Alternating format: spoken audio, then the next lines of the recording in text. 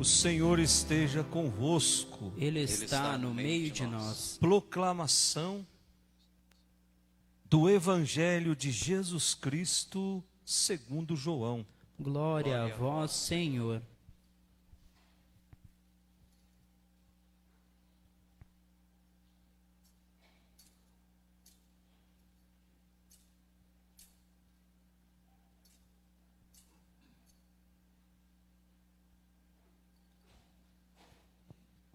Naquele tempo, Jesus foi ao Monte das Oliveiras. De madrugada, voltou de novo ao templo. Todo o povo se reuniu em volta dele.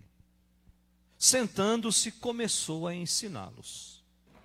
Entretanto, os mestres da lei e os fariseus trouxeram uma mulher surpreendida em adultério.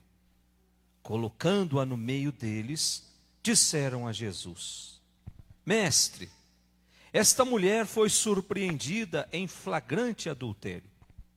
Moisés, na lei, mandou apedrejar tais mulheres. Que dizes tu?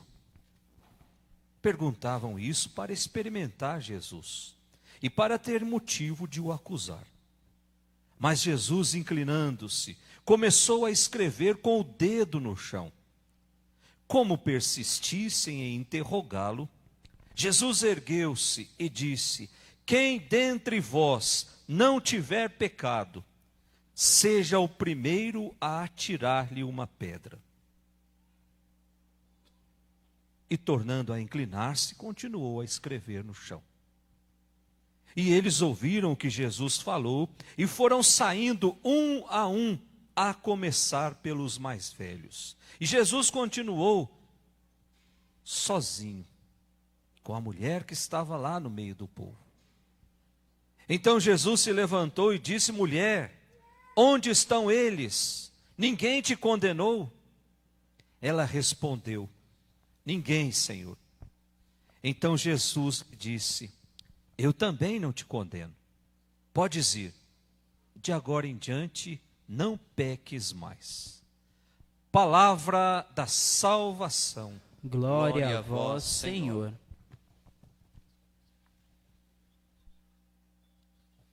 Que as palavras do Santo Evangelho perdoem os nossos pecados. Amém. Podemos sentar.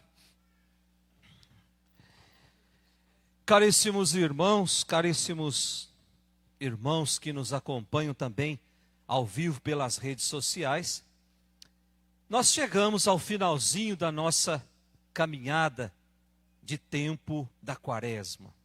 Hoje já é o 5º domingo, domingo que vem já vamos entrar na Semana Santa, já é o domingo de Ramos. E aí vamos viver o mistério da paixão, morte e ressurreição de Jesus ao longo de uma semana. E nesse último domingo do tempo da Quaresma, a palavra de Deus, igual ao domingo passado, continua a insistir conosco que Deus nos ama, que Deus tem um amor incondicional para com cada um de nós. O amor de Deus para conosco é igualzinho ao amor daquele pai lá do Evangelho de domingo passado. O pai que sempre está esperando o filho voltar. O pai que sempre está com os braços abertos e não está para questionar quais caminhos o filho andou. Está para abraçar, para que o filho possa sentir o calor do abraço do pai. E nesse calor, reconhecer que sem o pai não dá para seguir nesse mundo. Sem um abraço misericordioso do pai, não dá para seguir nesse mundo. Eu não sei se vocês já abraçaram o pai ou a mãe com um abraço forte e caloroso. A gente chega a escutar a batida do coração do nosso pai, a batida do coração da nossa mãe. Com Deus é assim também. Quanto mais perto dele eu estiver, mais eu vou ouvir o seu coração batendo e dizendo para mim: eu te amo, eu te amo, eu te amo. É a certeza desse amor que faz com que qualquer filho saia do lixo, saia do chiqueiro em que anda vivendo. É a certeza desse amor que vai nos fazer homens e mulheres novos. É um amor que nos desconcerta. É um amor que nos enche de vergonha. Porque não é um amor interessado. A doutora Filó, ela sempre diz assim: Deus nos ama porque Ele não tem outra coisa para fazer. Ele só sabe nos amar. Ele só sabe vir ao nosso encontro, e vem ao nosso encontro nos sacramentos, vem ao nosso encontro no nosso pai, na nossa mãe, na nossa família, nos nossos relacionamentos sadios. É esse Deus que nos desconcerta. Quando nós temos tudo para dar errado, Deus vem nos abraçar e diz: coragem, vai dar certo. Então nós somos convidados nesse domingo também a mergulhar nesse amor de Deus. E ao mesmo tempo, a liturgia nos desafia para nós deixarmos de lado tudo aquilo que nos prende a falsos amores. Tudo aquilo que nos prende às coisas desse mundo. Quando nós tomarmos posse dessa certeza, eu nasci para passar pelas experiências desse mundo, mas esse mundo não é o meu. O meu lugar é o céu, o meu lugar é estar junto de Deus. Mas Deus, no seu imenso amor, Ele nos permite que fiquemos aqui alguns anos para Ele nos testar, para ver o quanto nós somos capazes de semear as sementes do céu no tempo em que nós ficarmos aqui. A primeira leitura que nós ouvimos, ela foi tirada lá do profeta Isaías, o capítulo 43. O profeta Isaías 43, então, foi escrito lá na época do exílio na Babilônia. Só para a gente recordar, porque é bom a gente sempre recordar, para a gente não esquecer e perder o contexto em que foi escrito a palavra de Deus. O exílio na Babilônia foi uma experiência de 40 anos que o povo de Deus sofreu sobre Nabucodonosor, sobre o rei Nabucodonosor, que invadiu Jerusalém, levou para o exílio quase todos os habitantes, depois invadiu de novo, destruiu toda a cidade, e aí ficaram no exílio 40 anos. E ao longo desse tempo do exílio, Deus levanta alguns profetas exatamente para alimentar a esperança no povo. E o profeta Isaías é um desses. Então o capítulo 43 já está perto do final do exílio. O profeta Isaías é o maior livro da Sagrada Escritura, tem mais de 60 capítulos. Então lá no comecinho ele fala do antes do exílio, depois ele fala do tempo do exílio, depois ele fala do depois do exílio. Então nesse tempo o povo estava, o cenário era um cenário de desolação. Era um cenário de tristeza, de frustração. A libertação que os profetas Jeremias e outros profetas vieram anunciar está demorando para chegar. Nós estamos vivendo essa experiência há quase 40 anos. E aí o coração do povo começa a questionar Deus. Será que Deus nos abandonou? Ou será que esse Deus não tem tanta força como nós imaginamos que tivesse? E aí começaram a sonhar com um novo êxodo. Começavam a sonhar com uma nova intervenção de Deus na história. E aí o profeta vem dizer na primeira leitura que recordar o passado só tem sentido quando essa lembrança vem para alimentar a nossa esperança. Senão não faz sentido eu ficar vivendo do passado. No passado era muito bom, no passado... Não, o profeta vem dizer, faz sentido recordar o passado, desde que essa recordação alimente a esperança no meu coração. Desde que essa recordação alimente... E aí São Paulo, na segunda leitura de domingo passado, eu não sei se vocês lembram, que vem dizer que a esperança é o fundamento da fé. A esperança é a âncora da alma, São Paulo dizendo aos hebreus. É aquilo que nos conduz. Portanto, a esperança faz com que eu passe pelas experiências desse mundo com a cabeça erguida.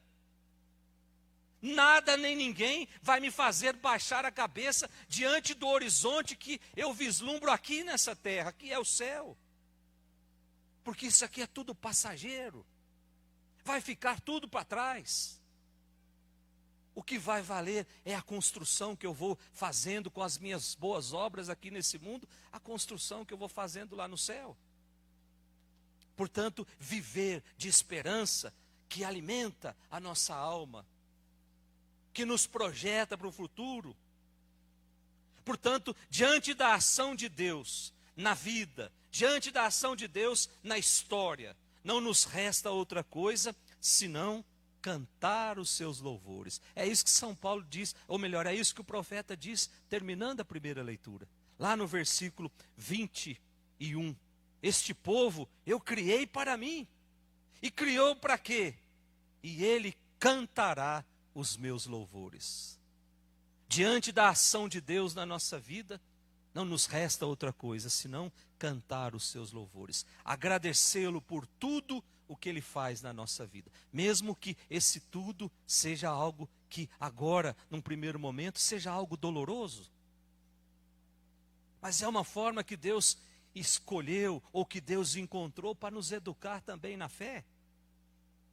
Meus irmãos, ninguém chega na manhã luminosa da Páscoa sem antes passar pela sexta-feira da paixão. Nós não celebramos essa vida nova sem antes viver a dor, o horror da cruz. Cruz é sinônimo de dor, de sofrimento.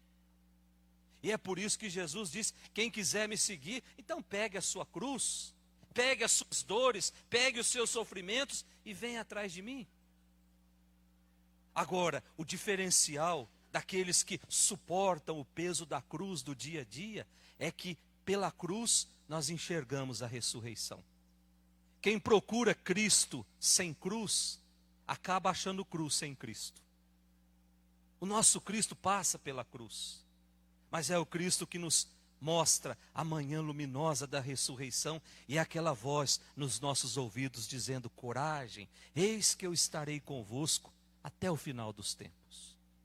Na dor, no sofrimento, eis que eu estarei convosco. Na alegria, na prosperidade, eis que eu estarei convosco. Nos momentos de depressão, de desilusão, de desencantamento com as coisas de Deus, eis que eu estarei convosco. Cabe a nós sentir a presença de Deus. A nossa segunda leitura é a carta de São Paulo aos Filipenses, o capítulo 3. Essa carta de São Paulo aos Filipenses, é engraçado que essa carta é pequenininha, tem 4 capítulos só. Mas tem uma grandiosidade que dá para a gente ficar um mês refletindo sobre essa carta. E essa carta de São Paulo, esse texto que nós lemos hoje, ele foi escrito dentro de uma briga que Paulo estava travando com alguns membros dessa comunidade. Presta atenção, gente. Todas as cartas de São Paulo, elas são frutos de uma desavença que teve na comunidade. Semana passada nós vimos a briga que até Tito precisou entrar no meio. Ele abandonou a cidade, a comunidade e foi embora. E agora a carta aos Filipenses, nós encontramos aqui um grupo de judeus que haviam feito opção por Cristo, e estavam abandonando o judaísmo e estavam ingressando na comunidade. Aqui não tem nenhum judeu não, né, gente? Judeu tem um ar de prepotência. Eles se acham melhores do que os outros. E dentro dessa comunidade estava acontecendo a mesma coisa. De repente, Paulo percebe que existia um grupinho ali que ele chamou de judaizantes. Esse grupinho quis fazer assim: olha, você está chegando agora para seguir Jesus Cristo através da pregação de Paulo, então o negócio aqui funciona dessa forma. Antes de ser cristão, você precisa ser judeu. Se você quer seguir Jesus, primeiro faça opção pelo judaísmo. Era isso que estava acontecendo na comunidade. E aí São Paulo vem dizer assim: olha, na nossa vida, só Cristo basta. Nós não precisamos de mais nada. Nós precisamos de Cristo. Nós não precisamos de seguir ritos estéreis. Nós não precisamos seguir normas que nos escravizam. Por quê? Para ser judeu, a gente sabe, precisava seguir os mandamentos, precisava seguir determinados hábitos alimentares, determinado jeito de lavar a louça, os meninos precisavam ser circuncidados, depois tinha quantos passos eu podia dar no dia de sábado. Era uma norma que acabava escravizando a pessoa. E aí eles estavam dizendo assim: então venham ser judeu, depois você vai ser cristão. E aí São Paulo diz: não, nós precisamos de Cristo. Cristo é o parâmetro absoluto para a nossa vida. Nós, para chegar ao céu, nós só precisamos de Cristo. Não precisamos de mais nada. O que Paulo está querendo dizer é que só a identificação com Cristo, só a comunhão de vida com Cristo são importantes. As outras coisas são periféricas. E ele tem razão. Só uma vida vivida no amor, só uma vida vivida na entrega, só uma vida vivida no serviço é capaz de nos conduzir à ressurreição, a exemplo de Cristo. Cristo só ressuscitou porque Ele gastou a sua vida por nós. E para se chegar ao céu, eu também preciso gastar alguma coisa da minha vida. Eu preciso gastar pelo outro. Eu preciso gastar pela minha esposa, eu preciso gastar pelo meu marido, pelos meus filhos. Senão, esse céu vai ficando cada vez mais distante de nós. Só a identificação com Cristo, só a comunhão de vida com Ele são importantes. E é por isso que ele diz: olha, depois que eu conheci Cristo, tudo para mim se transformou em lixo. Ou seja, Paulo está dizendo: o que eu aprendi até agora não serve para nada. É a partir de agora que vale. Cristo agora é o parâmetro absoluto para a minha vida. Olha que bonito, gente. São Paulo está dizendo assim: quer entrar nessa vida nova? Então caminhe com Cristo. Quer ir para o céu? Caminhe com Cristo. Quer ressuscitar? Caminhe com Cristo.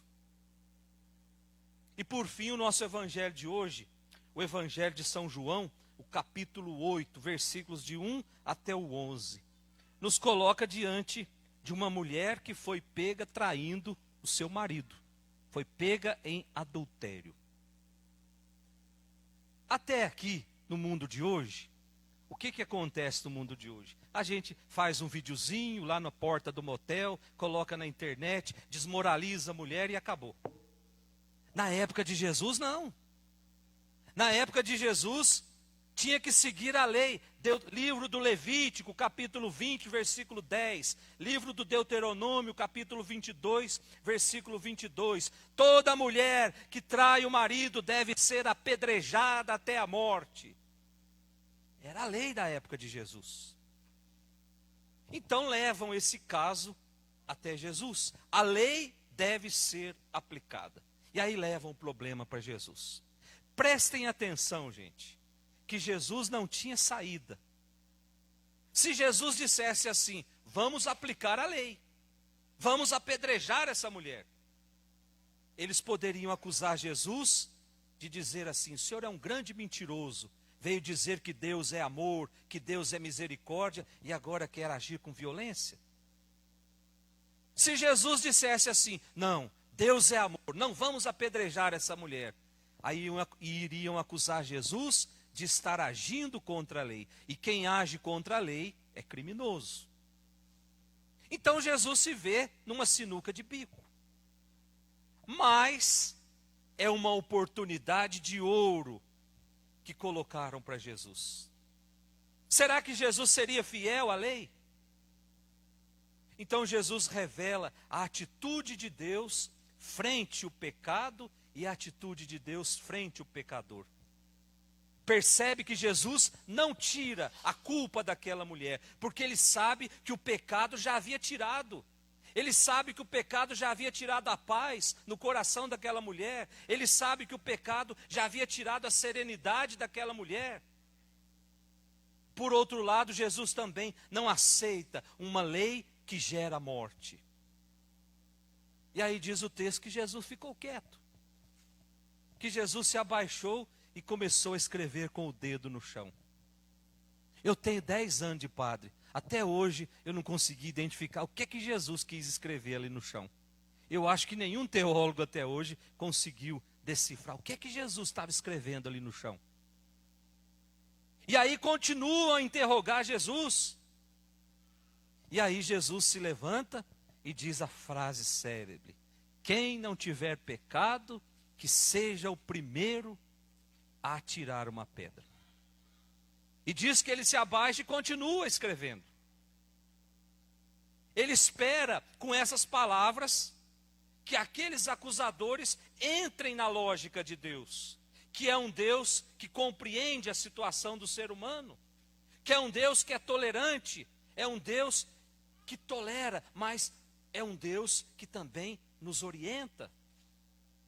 E o interessante desse texto do Evangelho de hoje é que todos começam a sair. E diz o Evangelho, a começar pelos mais velhos. Aqui é muito importante o evangelista São João ter lembrado disso. Porque muitas vezes eu estufo o peito para dizer: olha, eu participo dessa igreja há 30, há 40, há 50 anos, mas as minhas mãos estão cheias de pedras. A primeira oportunidade eu jogo tudo. A começar pelos mais velhos, aqueles que mais devem compreender a lógica de Deus, porque mais tempo escutam que esse Deus que nós amamos é um Deus de perdão, de misericórdia.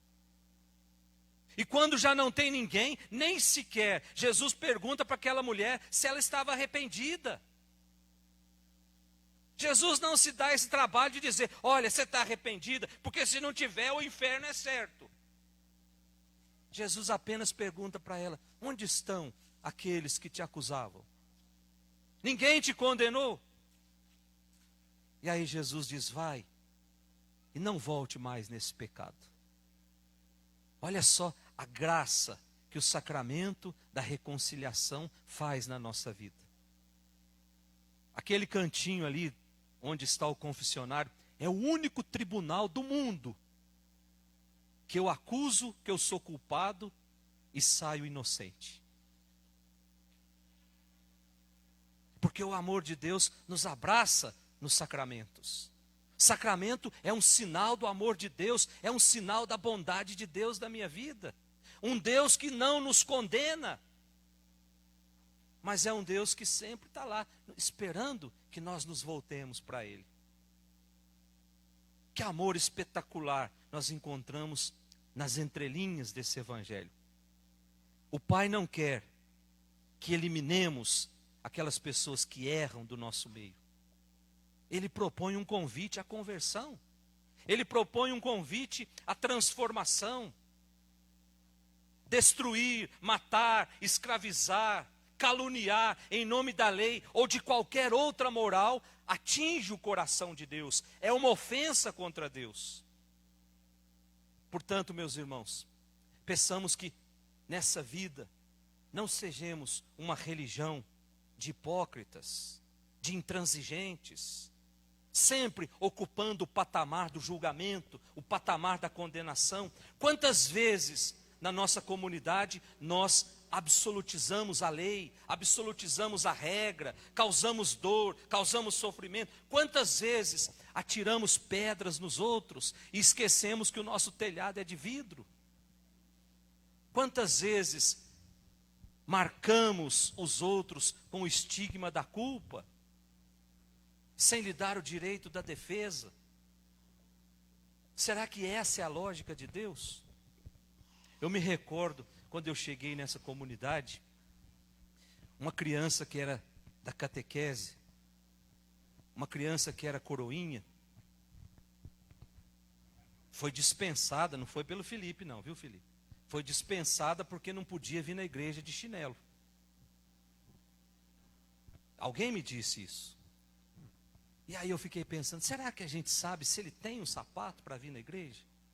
Mas a norma é essa, não pode ir de chinelo. Não pode ir na igreja de bermuda. Não pode ir na igreja.